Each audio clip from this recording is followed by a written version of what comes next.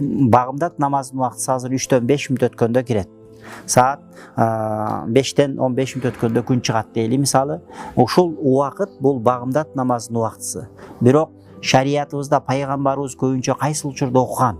Багымдат намазын 3-төн 5 мүнөт өткөндө багымдат кирет деп турат. Демек 3-төн 5 мүнөт өткөндө окусак сооптубу? 3:30 окусак сооптубу? 4:30 окусак сооптубу? Же 4:45 окусак сооптубу? Анткени 5:15те күн чыгат.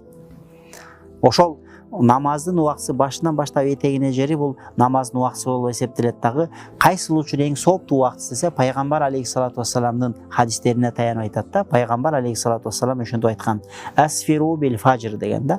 Багымдат намазын кичине таң сүргөндөн кийин, жарык жүргөндөн кийин окугула деген.